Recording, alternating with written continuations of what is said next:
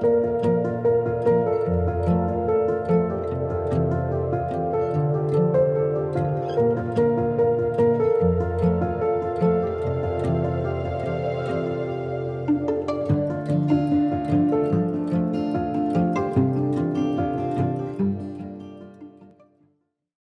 okay, for the exercise today is for everyone to go through the exercise yesterday, the 3 levels of impacts, the 5R: rules, resources, roles, relationships, results, direct and indirect impact, and then collective leadership.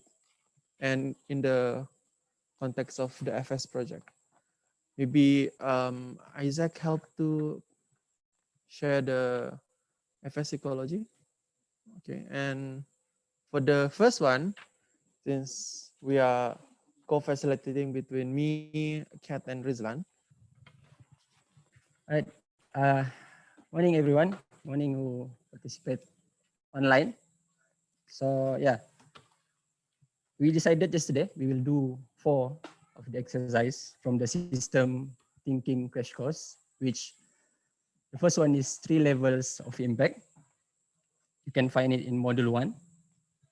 And the second one is 5R, which is rules, resources, roles, relationship, and result, also in module 1. And then the third one, we will do direct and indirect impact, or 6 types of solution, I think, in module 2. And then the final one, we will do the collective leadership, which we can find in the module 3. So, I will remind you again about the timing and the structure of this exercise.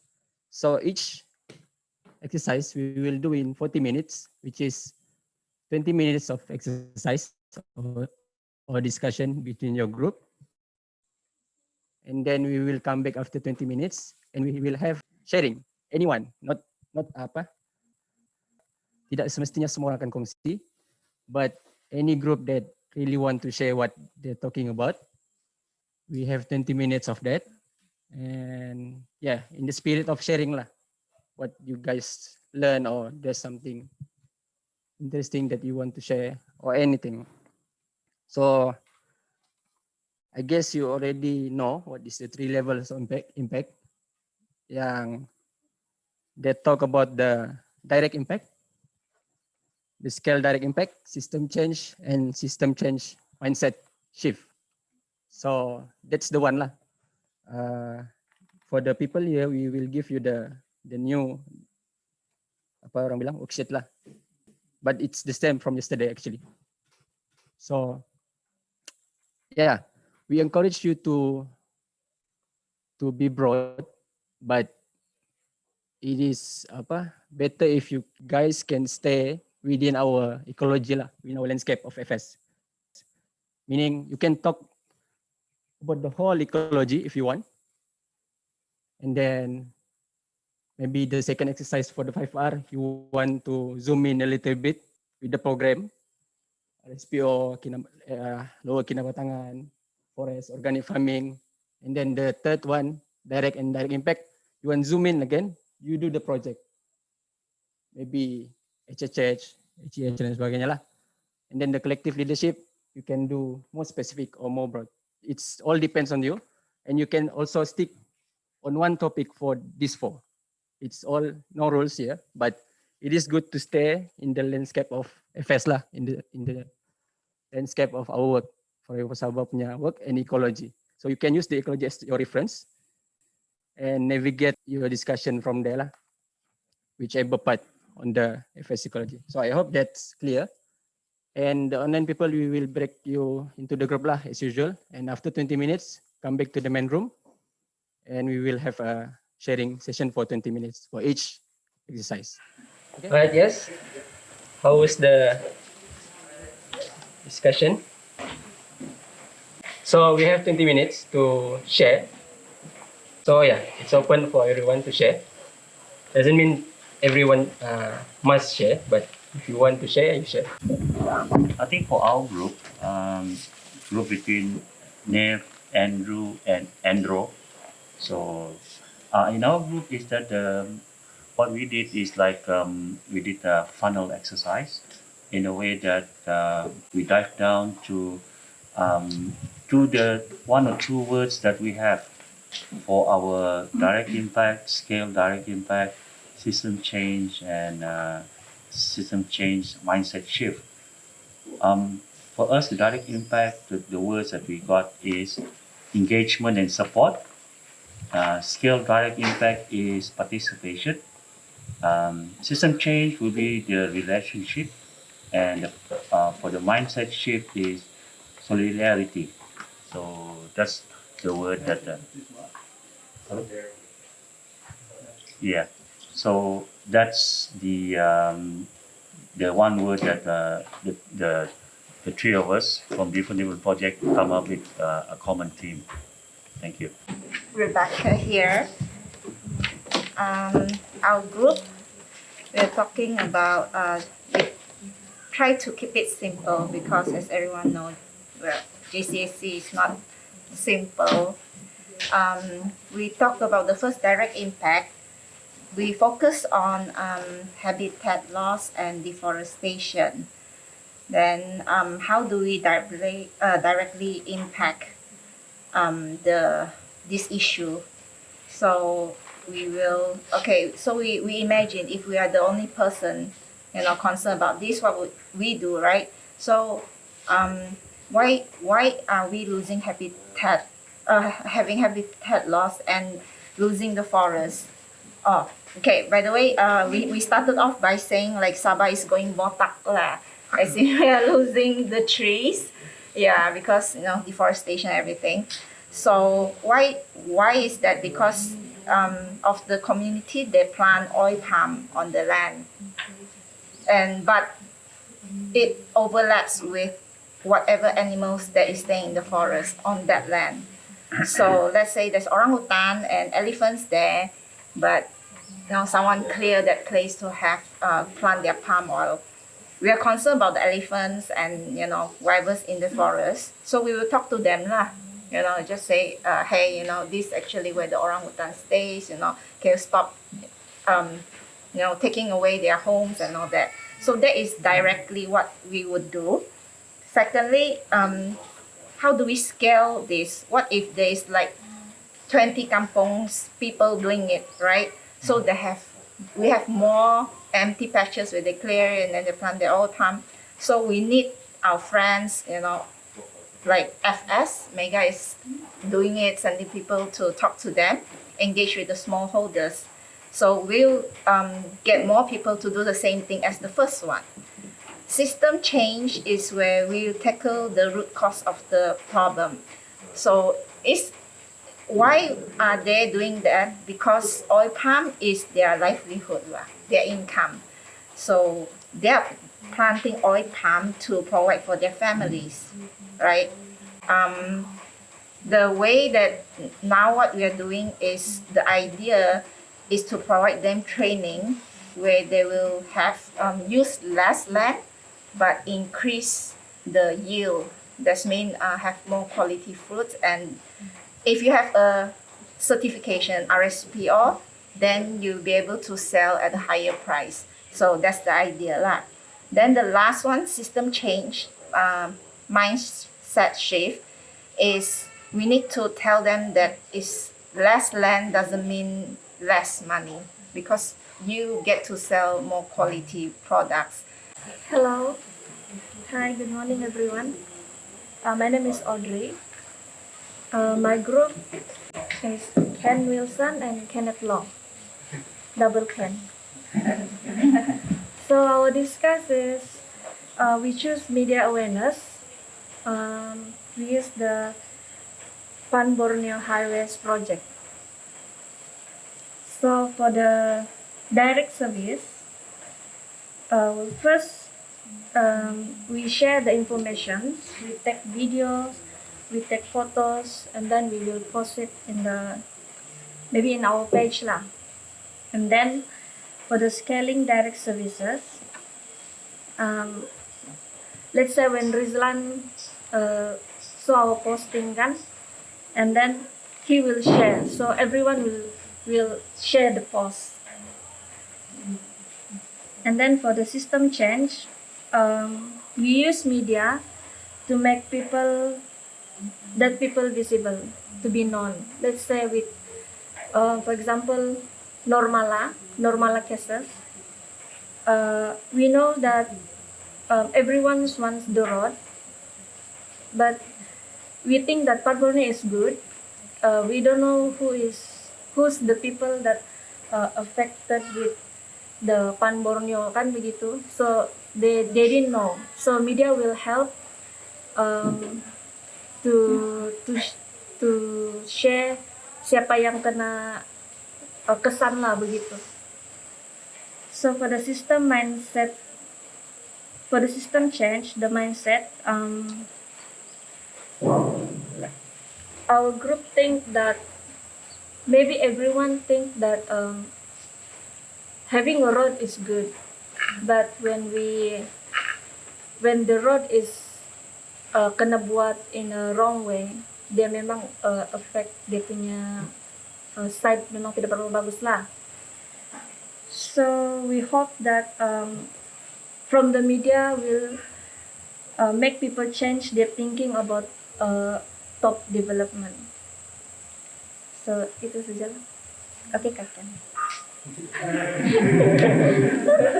Thank you. Good morning, everybody. We are group 3. Two. Stash, me, and Isaac. So, in our discussion, we discussed the role of communications within the system, and that is handled by Stash. And we started off with ironing out some of the complexities that were faced, which some examples here are manpower or the capacity, the context and information given, inconsistent responses, and the leadership structure. So there is actually a diagram here that Isaac drew, which is very comprehensive and sums up the situation pretty well. Now, do you want to explain it? And then I hold it and point. You can start off. Yeah. So the current system in the center is the sun. Sorry, I didn't label these. And the outer circle is communication, which is basically Stash. And the outer ones are the projects here. And the way Stash receives information is she goes to each project, asks somebody, gets the information, she has to crunch the information to make it more digestible content for the public. But this is all her. She has to go all around all these projects, right? And a lot of the things that she feels that were issues were like the lack of manpower because it's being stretched out. And also when she she goes to a project, she asks questions, the response can be quite inconsistent. Or sometimes no response, right? Or not enough response. And then if you see here in this bottom part, this is Sasha's Power bar. Her energy bar, right? And she has to give, okay, this is 25%, and then she's already at full capacity. But the output is only at 25% output, right? So that's when so that's where the Tang crew comes into play, right? So we help her a little bit. Yes. We add the power bar. But the reality of the situation is that on top of with Tang in place and so very gratefully helping Stash with all the responsibilities of communications, there is an added responsibility on her part to not to facilitate Tang PT, right? Yeah. So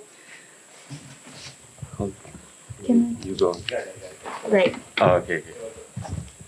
So that means that there's even lesser output for all of these projects because some extra capacity, more of her capacity, a little bit of her capacity is being outputted here, just so she could communicate and ensure that everybody is on the same page, they receive the right information and get everything that they need to perform their work and get the deliverables out.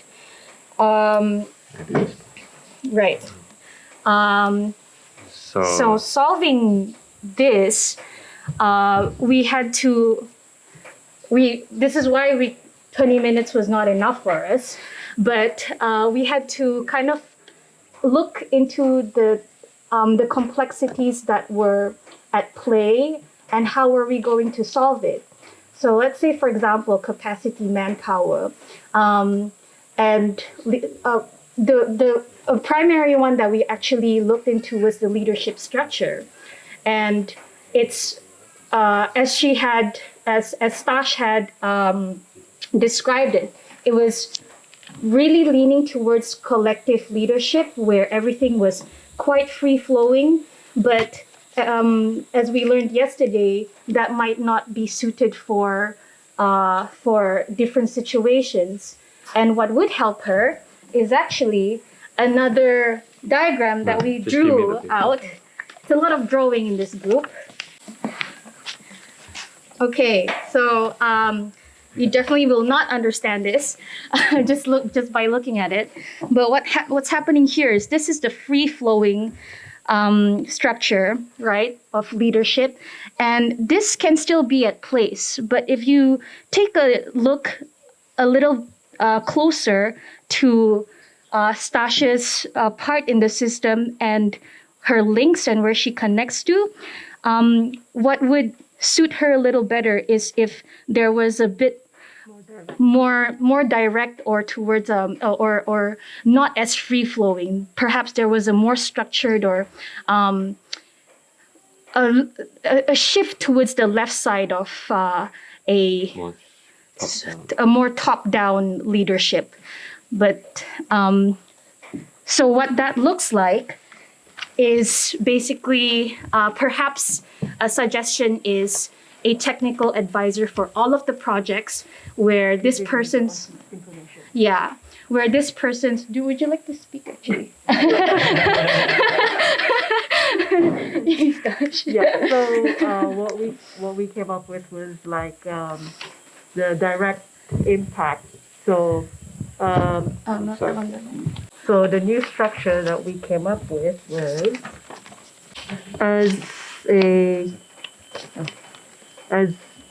me as comms, the technical advisor will be giving me the content and information and then directing that to me, so at least I know it's like a funneled information as well, and then I put it out into social media, I communicate that to our general audience and the funders. So with that, it's more Cohesive. yes, cohesive information. So then we went into the 3 levels of impact. Okay. And what would happen if we were to change that? So the direct impact would be information and content that is more accurate and cohesive and to the general public and funders. Oh no, I think that's scale direct impact. Okay, moving on to the scale direct impact. What this would mean is increase engagement, because now her capacity to output all of that doesn't. It's pushing beyond just 25%.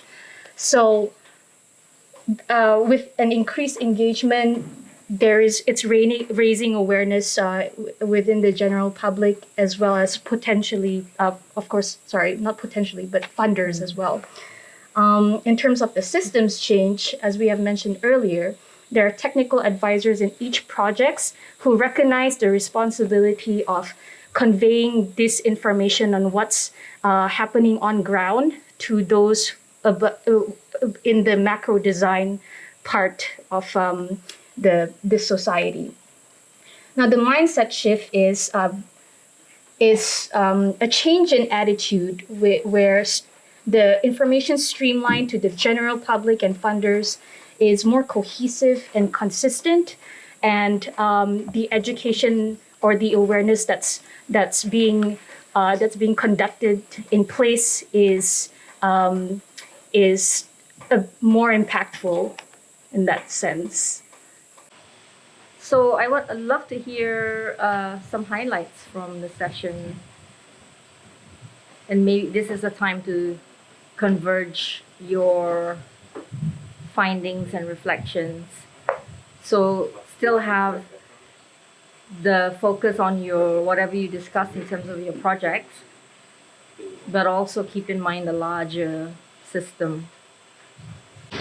So anyone wants to share some highlights? Maybe top 3 highlights from your particular group for all 4 exercises. So basically, I'm asking you to synthesize all 4 in your mind and come up with top 3 highlights. For me, the top 3 learnings today and also yesterday is understanding what kind of what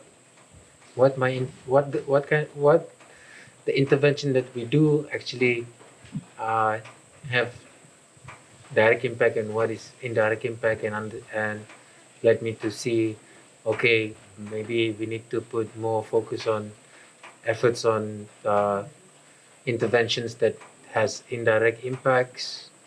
So have to and also the 5R, looking at understanding at what is the rules at play by the key stakeholders, what is the resources, and it helped me to understand what is direct impact, what is indirect impact, and it helps me to guide for future planning lah. So in my group, we spoke about how technical experts can contribute to the future, and based on the collective leadership and the 5R and all that. So we spoke about how probably the technical expertise can be exponentially spreaded through citizen science to our colleagues, to our kampong partners, and to our stakeholders and all that lah. We spoke about how it could be the capacity building and sharing of responsibility to do it lah. But what caught my attention was also when we shared that kind of vision on the impacts, the direct impacts and all that. Jennifer reminded us that sometimes when we go for meeting, don't be too full of ourselves, saying that, oh, we have all the data and the rest of the world, we don't care what you say. So that is also quite important, because sometimes we go for a certain meeting, people with the most data, they tend to dominate the discussion and all that. So that is a very good reminder also. When we do citizen science, we have facts and all that. Nonetheless, don't be too full of ourselves. Don't be too caught up with all the data that we have. We have to open our ears to listen to others also. So that's my takeaway. Thank you.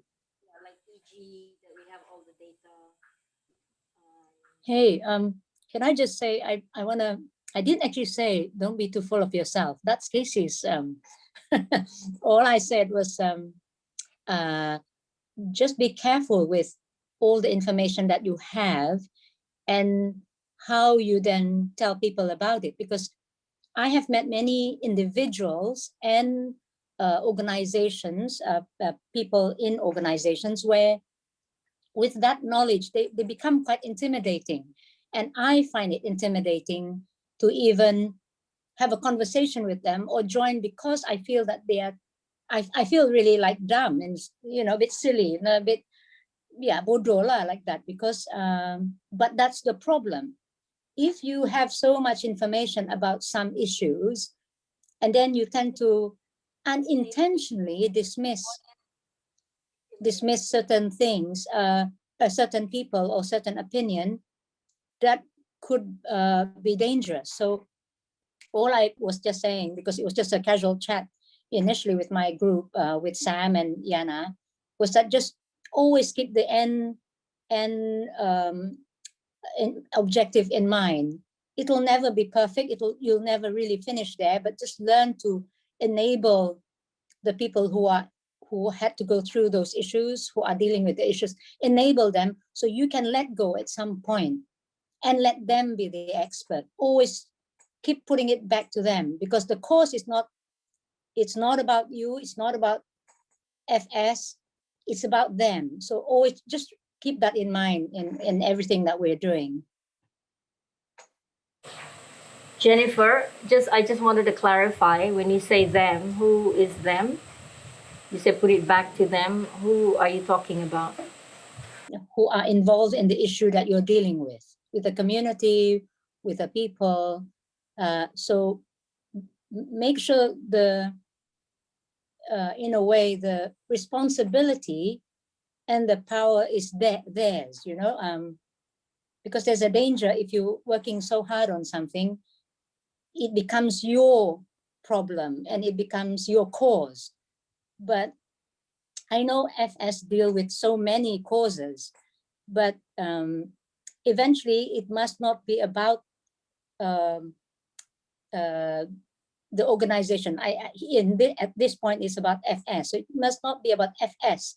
It's about the cause. And that's the thing anyway. I mean, that's why I think this kind of what we're having now is wonderful, because it's like a reflective moment. Is the leadership, is what we're doing really creating the impact that we want? So I like it. I like it what we're doing here. As same with the last mountaintop. Thanks for that reflection, Jennifer. I think you've joined us in 2 mountaintops as a practice. I think we are always reflective. So what you've seen in the couple of mountaintops is something I think we've done for 10 years, always looking inward to look at our processes and our approach. And I think because you are not within the FS team at least not at the moment, you are sort of an outsider, but inside, you think we're talking about ourselves, but it's because we are in an internal process, and you're seeing that. But when data and sharing, like today's meeting, it actually does not have even a logo or anything. It's always about the issue. But you are, if you like, at the core at the moment, your process. What you're attending is something, you're at the core of FS, and we're talking about how we work. Does that make sense? So Yes, of yes, course, what you're gonna see is that we are self-reflecting. But I think when we deal with all our stakeholders, it always goes back to the issue. And one of the things that we feel is a common ground is to share the findings or the knowledge that we've come to through a lot of hard work. So we actually feel it's our responsibility to share. But I think what you're saying here is don't come to the table full of it, because it can be intimidating. So I want to hear that, and I think that's right. In fact, that's also the very sense I had today in the meeting with Pan Borneo. I think they've been intimidated by a whole team of quote-unquote experts with a lot of information. You see what I mean? We don't think they are, but today it was all, you know, a bunch of them and then just me, and therefore we could have a constructive conversation. But if I come maybe with 10 people, everybody with their different expertise, it would have been intimidating. Does that make sense? So I think this points exactly to what you're saying, Jennifer. So that's, as an outsider insider, that's super helpful. Did I hear you right, Jennifer? Yes, yes. I did say that I am an outsider, and what's wonderful is every time I speak to any one of the FS team, like when I say, how do you deal with a problem? What do you do when you the first? And then they've got, oh, we have FDIC and all this. I obviously know you've got a system in place, and it's really wonderful.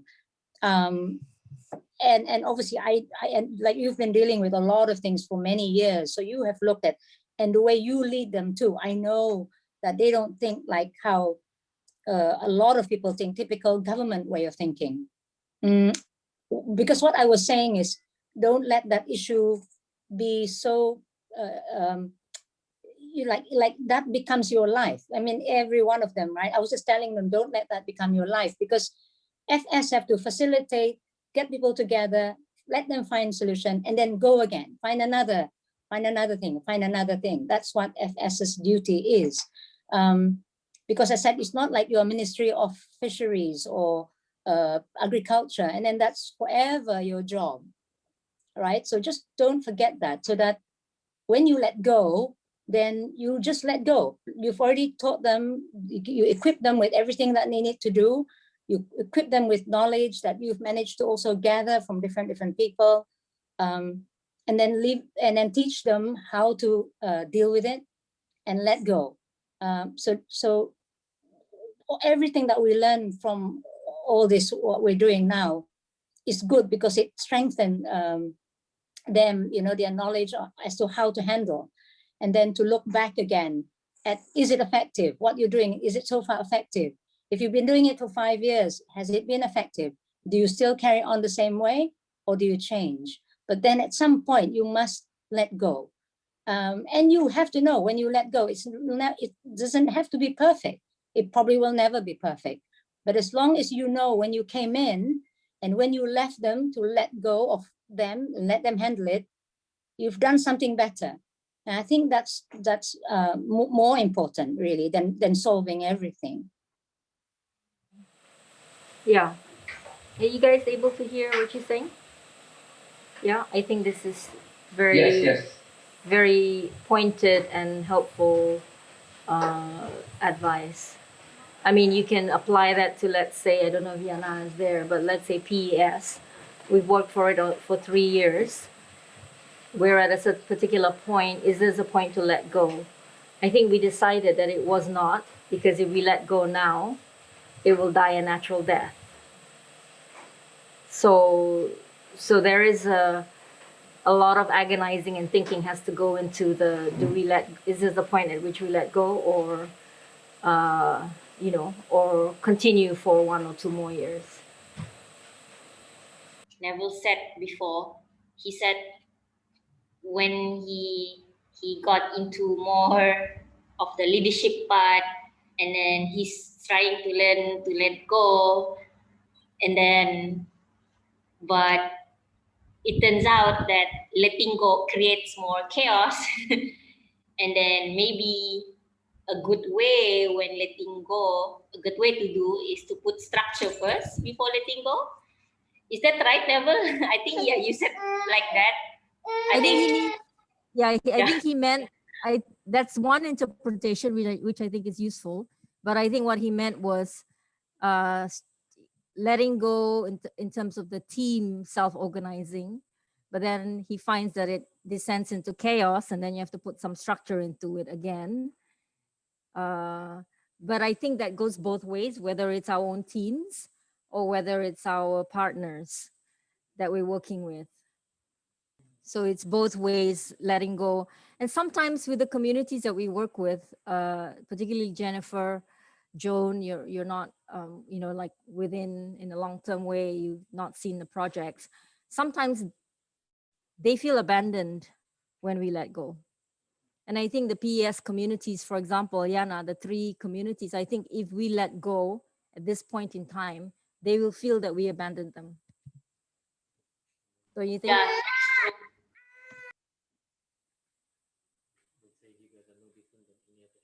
Yeah, they often say this, yeah, you like all the other NGOs come in, do a project for 2 years and then go away. So it's a fine line lah, the tension between staying, letting go. Okay, Casey, your group, you're good with the 2 things we have there? Yep, yep, Yeah. yep. Another group? Okay, I just would like to add, because myself, Nev, and also Enro is, we are from different project. The takeaway that I can get from here is, number one is how to practice the tools in our approach, in our approach towards the system. That's number one. Number two is how to use the tools in connecting the dots in the system.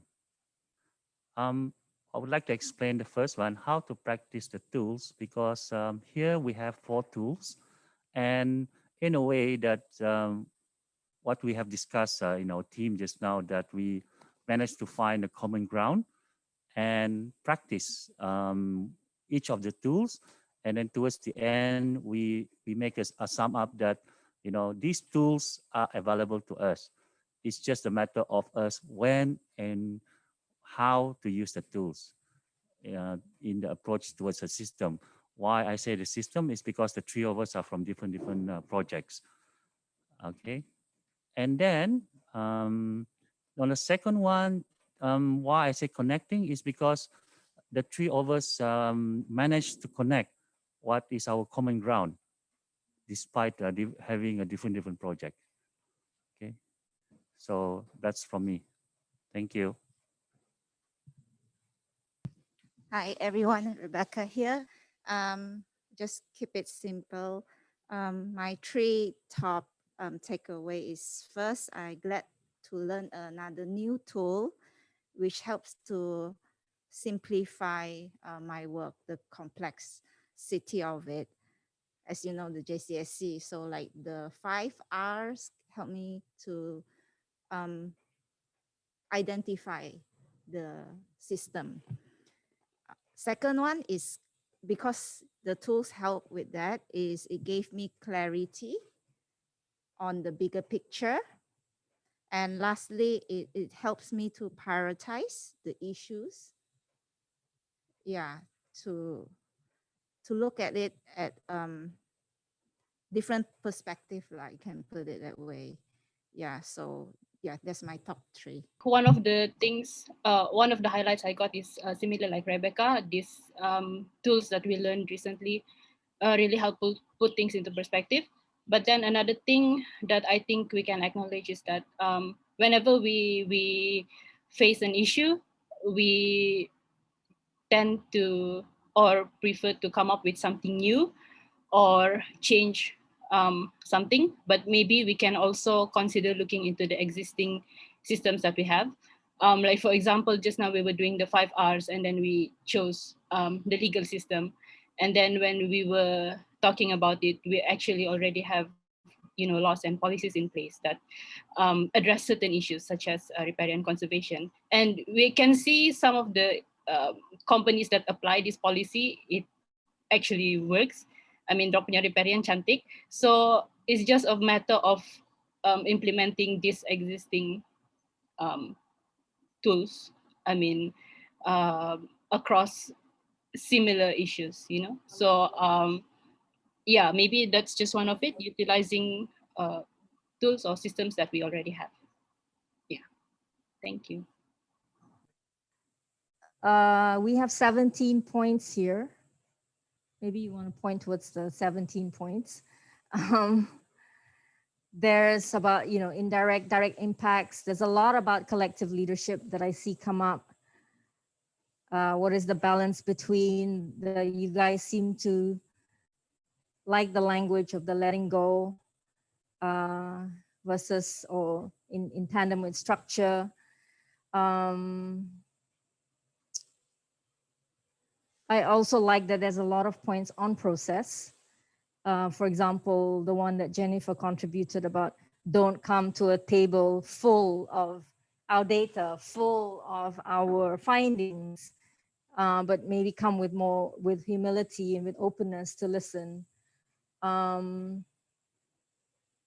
I see quite a few things about leadership, collective leadership, dynamic leadership, adaptive leadership.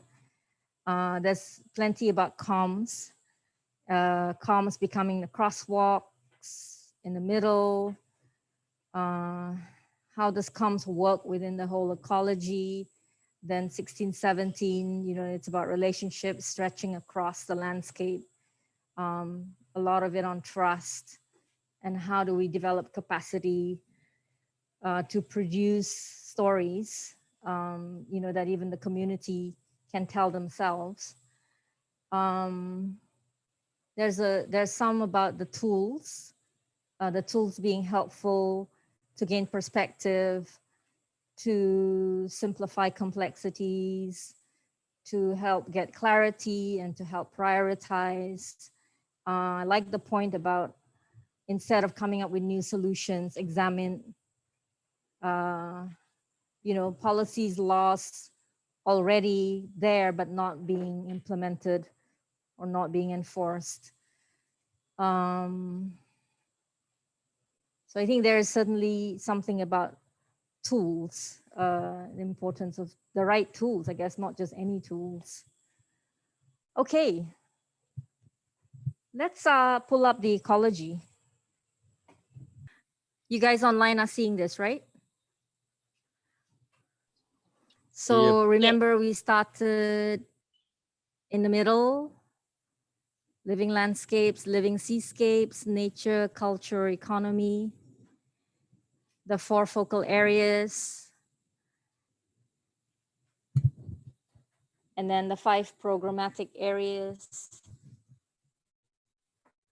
and then opening up to a suite of projects. I believe it's 15, maybe. So the distinct partners and projects in the white, and then in the yellow, the whole suite of projects, and then your cross-cutting areas with FSI at the tip, your 3 pillars, governance, finance, coordination, and then the DNA. So some of the things that came up here around direct and indirect impact, around collective, dynamic, adaptive leadership, technical expertise and citizen science, our process, how we interface with our stakeholders, how we come to the table, looking at the system within the systems within the system, how are we communicating, what tools are we using, what solutions are we driving.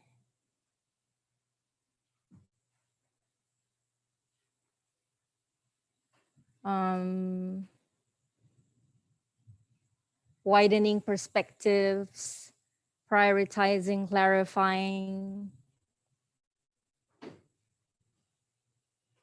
Are you seeing this in a different way? Are you seeing more dimensions that maybe you didn't see before?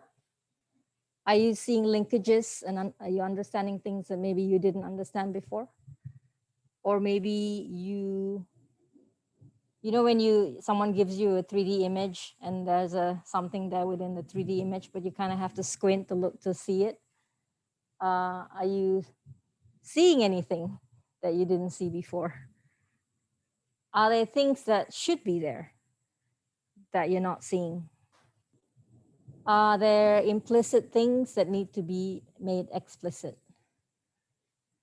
So things that we think we know are there, we understand that they're there, but others may not understand that they're there. You want to zoom out? Cynthia, Yeah, Yana, go ahead. the community engagement part at the cross the needle, because I am now looking at the indirect impact lens. Maybe we can change it to community empowerment. Community engagement, it has direct impact, but if we change it consciously to do all the things that we are doing, not only engaging, but empowering at the same time, maybe that will change the way we try to make more direct impact. It's just a thought. Okay, Ken doesn't like it. You want to say why? Online, I don't know, I can't tell. But I had problems with this term empowerment. When it first came, it sounded to me quite patronizing. It sounded like communities had no power of their own, and that we were going to arrive and we were going to empower them.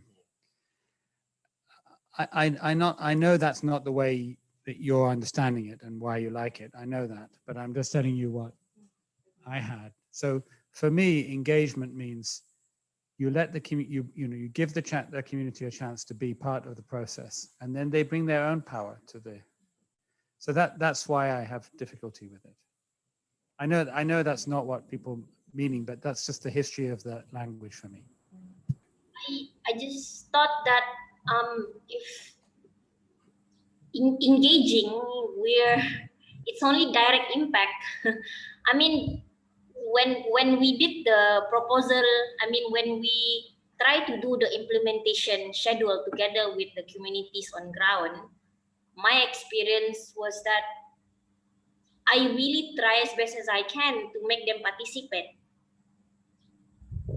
Not only engaging them, okay, this is how we're gonna do it, this is how we're gonna do it.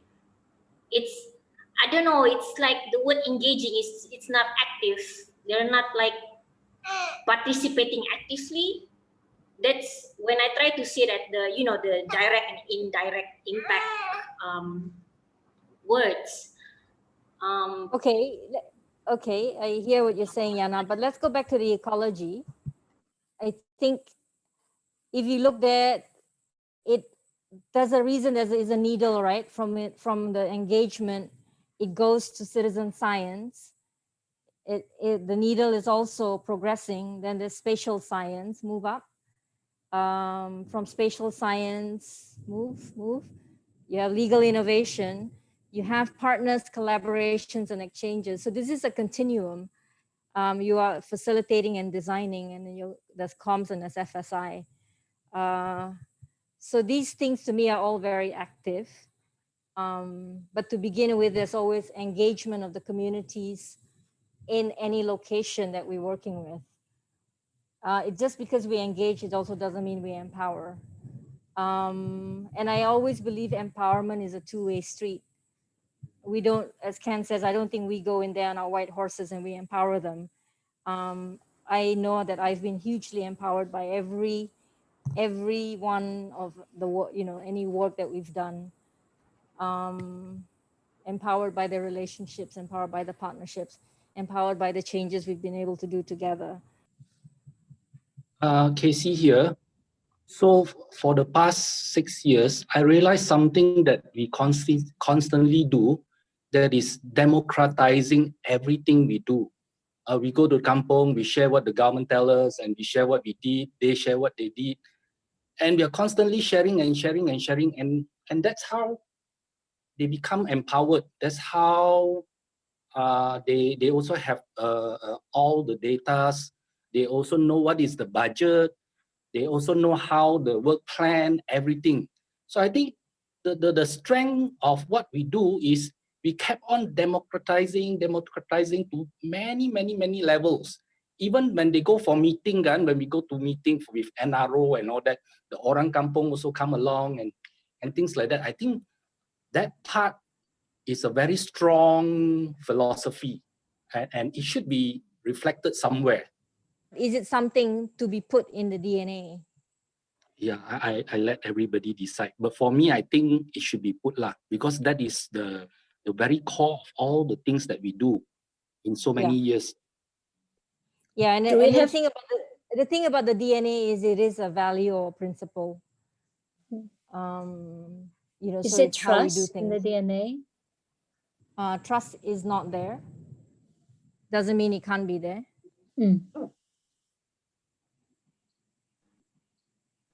Maybe I have this idea. What if we put roots under the Rafflesia, and then that's the democratic part? I think Casey is pointing out something that is quite deeply true about all of our programs. This idea of direct democracy, and I'm wondering whether it's something like community engagement that needs to be in the cross-cutting arrow. I mean, it's just as community engagement is not a program in the way that spatial science is, but it seems to me that this notion of direct democracy is something like citizen science or community engagement, which is something that appears in so many of our programs. And if we use a term like direct democracy rather than democracy, it also gives us a way to talk about what we mean by that, as you heard Cynthia doing yesterday, because it is different from representational democracy or what most people tend to think about democracy. So it might be stimulating like that. I do think that if you go back to if you zoom out the cross-cutting, those are things we do. Whereas to me, the DNA is the values and the principles. So I think democracy, and whether it's direct, dialogic, or distributed, it is a value, I think. When we did this nature, culture, economy, it was this quite a deep discussion where we were trying to understand nature and us as part of nature. And we saw that nature unfolds, and it's the culture grows from nature, and the economy grows from the culture. So it was, if you like, our kind of origin story, if you like, of forever are we working on the economy, and why is the economy directly linked to nature? Does that make sense? So it wasn't so much that it's about FS. I guess maybe it's an FS belief. Well, I think FS also believes that identity is very important to our relationship to the land and the sea and to economy and so on. So I actually like Samsudin's idea that we add identity.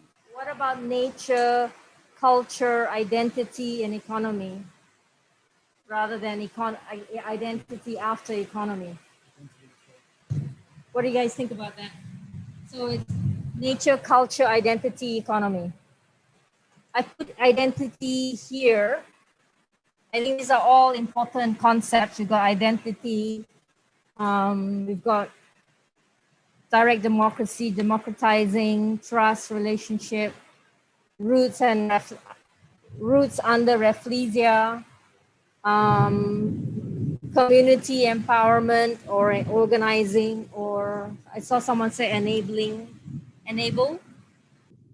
See, Vivian's suggestion is that ethic goes from a project to the cross-cutting needle, because ethic should be in every project.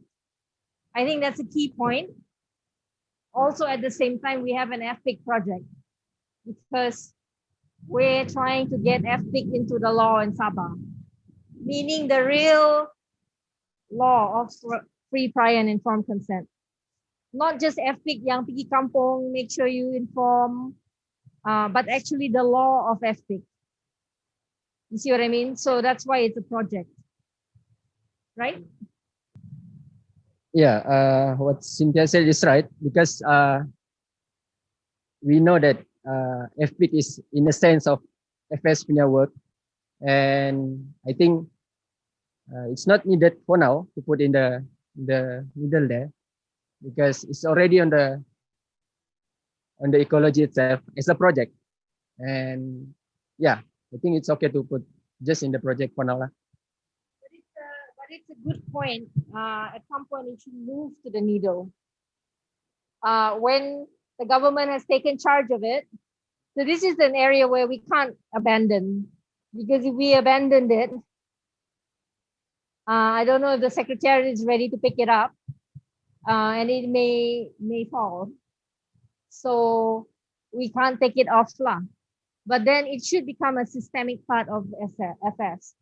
And we do FPIC, but we even don't do FPIC the way the law is asking for it, which is ada surat, ada certificate, you know what I mean? It's a very structured process, the real FPIC. As you saw yesterday in the training materials that Ashok had put together, most social change thinkers who look at systems theory focus on an idea that if you understand a whole system, you can change one small thing and you get big outcomes in the other parts of the system. Remember the example they gave of Raj. He wasn't trying to change everything that is broken about the US justice system. His theory was he could do one small thing and the whole system would behave differently. Okay, that's how most social change theorists use system theory. They try to argue for a very narrow, very discrete intervention. That's why all of their guidance was start with a big vision, but then tell us one thing you're going to do. Okay, that's a very powerful, good theory of systems change, but it's not the theory of systems change that we have here. So that idea of making a very small intervention in a big system and get a big result is a very good idea, but it's a different idea than this idea. This idea is not that. This idea, as Cynthia said, is take a whole system to change a system. We're not looking for one thing. If we change in Sabah, everything will be better. We're looking for lots and lots of things, and we're looking for how the different things that we do themselves connect, so that we don't think that we solve the problem of oil palm with FPIC and then we solve the problem of forest with something else. We think FPIC will help solve many problems. So it's a bigger idea. I think a more exciting idea, but not the usual idea of how people think about systems theory. And I think that's something that Forever Sabah should be showing to the world to think about. Just now I was thinking when Yana said the roots under the rafflesia, and then when Jennifer pointed out about the needles, how about the needles becomes it's like a clock, but the clock hand is the roots, really fancy roots. So it's like going out, cross-cutting amongst all the projects in a form of roots.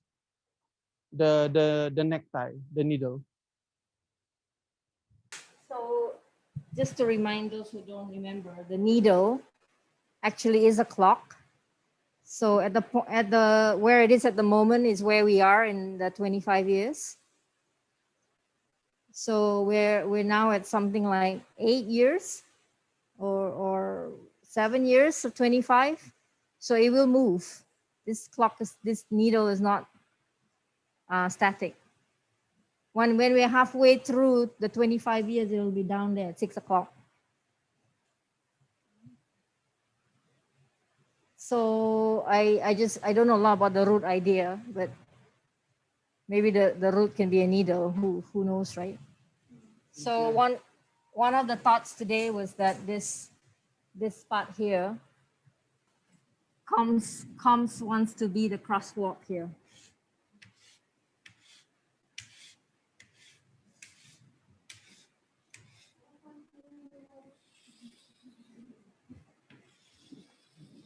Actually, if you see an old version of the ecology, we did it like this. We have like this. This was before we had the programs. We had the suite of projects. I can't remember how many projects there were. But for everyone, we literally had like stars coming out. And that was our partners. So everyone would say who the partners are. Every single one. And then it became like a sun. But it became too many that we took it out. There's like hundreds. Maybe you need to zoom into this. So we did make a call to take it out because it was just too many. And then some people were like, wow, and our name is not there. So we had, as it evolved, it became too much information. And it became too much information and we took it out. Can you guys see this guy online? Last time, all these sun rays used to be there, and it put the sun rays was actually words. It was all the partners. I like that. I like that. Every single project had all the partners, but it became too many. And sometimes we forgot somebody and they like, whoa, you forgot us. And we're like, okay, this is like a minefield. Like people are gonna say, why are they not there when we have a new partner? So we decided to take it off. Doesn't mean it can't come back lah. I just want to, but I do want to. There are many evolutions of the ecology. That was one.